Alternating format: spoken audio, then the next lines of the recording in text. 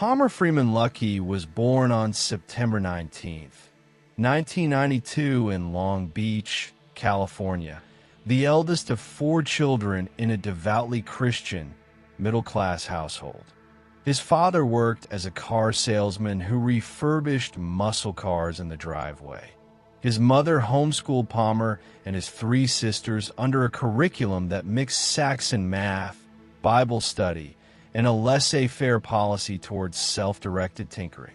Their garage became a technological petri dish cluttered with disassembled Commodore 64s, RC helicopters, CRT monitors rescued from curbside trash, and a 3D printer Palmer cobbled together from scavenged rep-rap plans.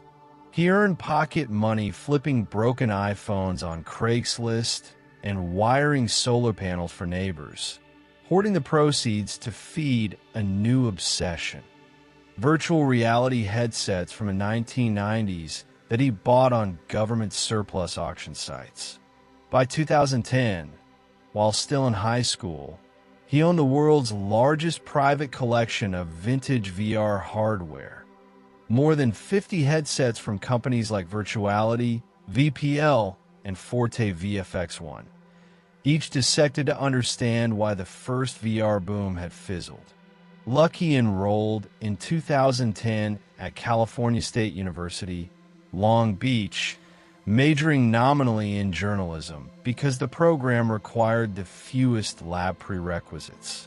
He spent far more time at the university's Institute for Creative Technologies, volunteering as a test subject for Army telepresence simulators.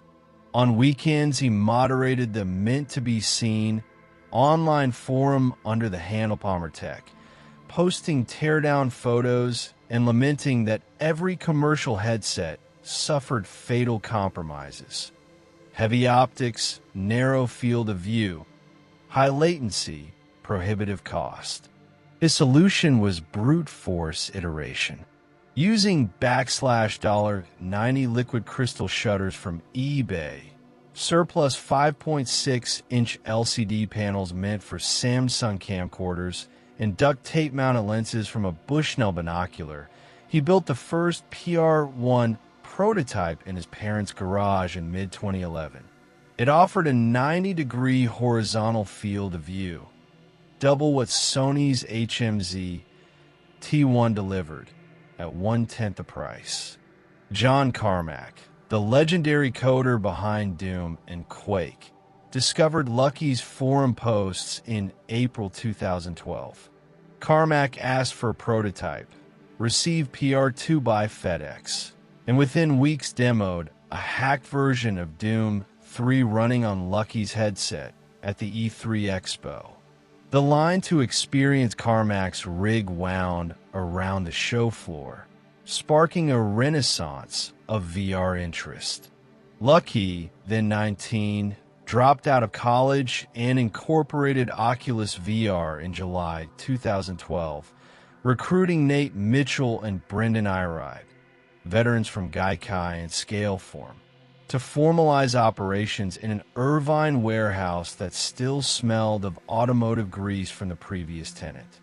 On August 1st, 2012, Oculus launched a Kickstarter campaign seeking $250,000 to fund a developer kit. Within 24 hours, it surpassed $1 million. By campaign, and it had raised $2.43 million from 9,522 backers, making it, at that time, the most funded technology project in Kickstarter history. Early adopters tolerated clunky plastic housings and were rewarded with DK1 units by March 2013, 720p displays, 100-degree FOV, and head tracking latencies below 30 milliseconds. Good enough to convince AAA studios that VR had escaped the uncanny valley nausea that doomed earlier attempts. Facebook CEO Mark Zuckerberg tried DK1 in January 2014, emerging from the demo proclaiming VR the next major computing platform. Negotiations moved at breakneck speed. On March 25, 2014, Facebook announced it would acquire Oculus VR for approximately $2.0 billion, $400 million in cash, and 23.1 million Facebook shares, then valued around $1.6 billion, plus an earnout of $300 million contingent on milestones. Luckey, still only 21, reportedly netted stock worth roughly $700 million. The acquisition polarized the gaming community. Purists feared a Facebook walled garden, but it gave Oculus resources to shrink goggles into a consumer device. Controversy followed. In May 2014, ZeniMax Media sued Oculus and Luckey, alleging Carmack had ported proprietary VR code from ID Software to Oculus. A Texas jury in February 2017 awarded ZeniMax $500 million for copyright infringement and false designation, later reduced on appeal. Facebook absorbed the judgment, but the lawsuit tarnished the narrative of garage innocence.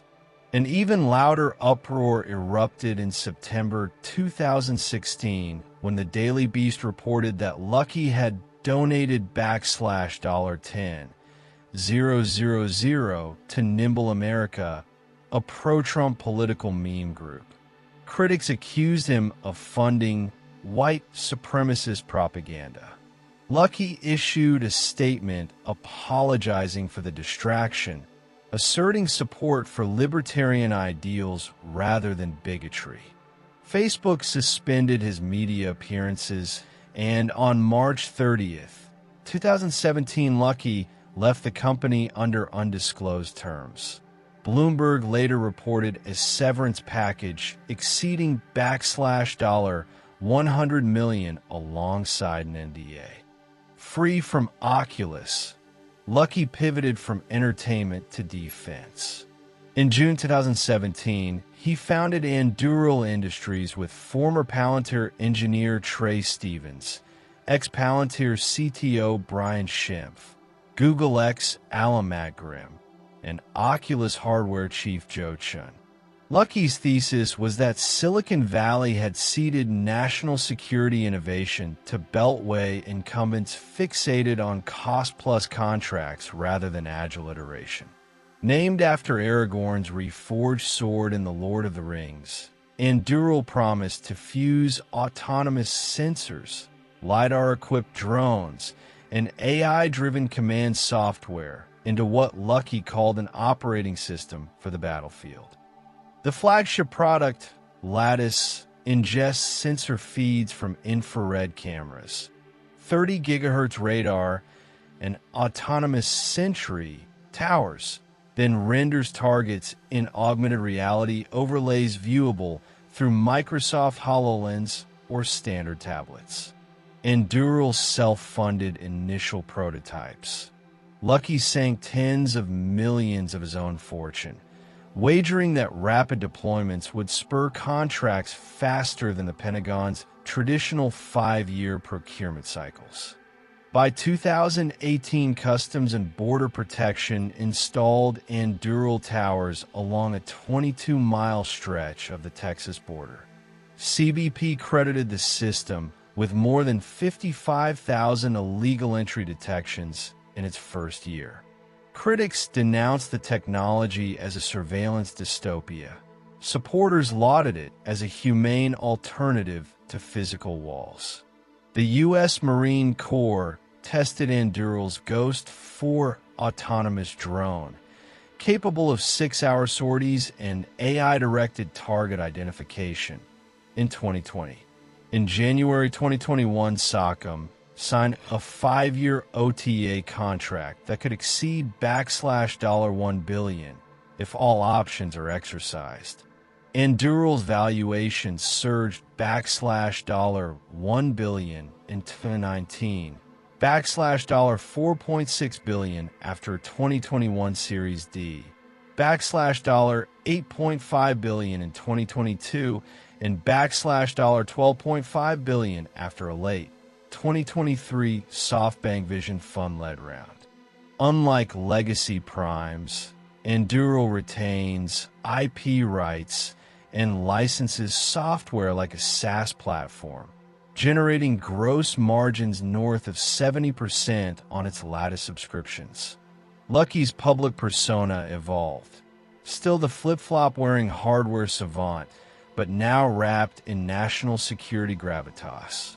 He testified before the Senate Armed Services Committee in May 2022, warning that Chinese military drones dominated 90% of civilian supply chains and arguing for a tritable autonomy, cheap, swarming drones meant to be expendable in conflict.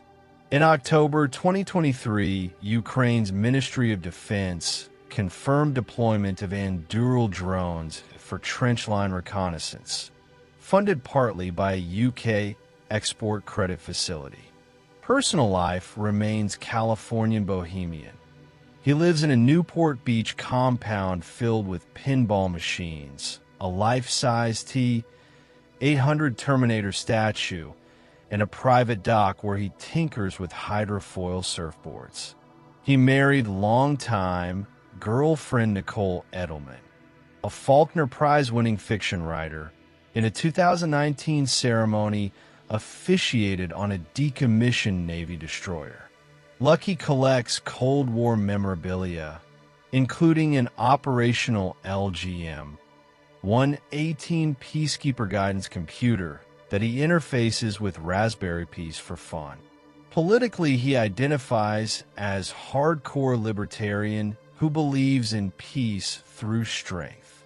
His 2024 donations reflect a bipartisan tilt backslash $2 million to a super PAC supporting House Armed Services Democrats who advocate AI procurement reform, and backslash $5 million to Republican Senator J.D. Vance's tech industrial base renewal initiative. He argues that deterring authoritarian states is compatible with civil liberties at home if technology is built with rigorous audit trails, an ethos traceable to Oculus's VR telemetry logs. At 32, he had changed gaming. At 35, he was reshaping defense contracting. By 33, he had already appeared on Forbes' billionaire roster with an estimated net worth of backslash $1.7 billion. Yet he still spends nights in Enduro's Costa Mesa lab soldering PCB revisions himself, insisting that leadership without hands-on engineering calcifies. Employees recount 2 a.m. pizza runs where Luckey quizzes interns on Kalman filter variants while riding a hoverboard. His critics fear a future where private techno-elites define the kill decision algorithms shaping warfare. His admirers see a moonshot entrepreneur restoring America's production of hard power. Palmer Luckey seems comfortable embracing both views as incomplete.